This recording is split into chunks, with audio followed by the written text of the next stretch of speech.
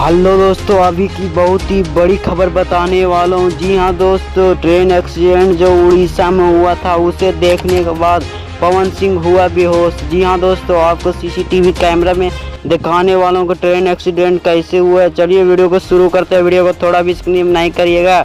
अगर आप भी पवन सिंह के फैन हैं तो वीडियो को लाइक करके चैनल को सब्सक्राइब कर दीजिएगा। तो हेलो दोस्तों, मैं आपको बता देता हूँ कि उड़ीसा के अंदर 3 ट्रेन में टक्कर हुआ है जो कि काफ़ी लोगों को नुकसान हो गया। जी हाँ दोस्तों, 280 लोगों की हो गई है मौत और 900 से ज़्यादा हॉस्पिटल में भर्ती हैं। जैसे ही बात को पता हुआ पवन सिंह हो गए बेहोश, रोने लगे कि इतना ऐसे कैसे हो गए।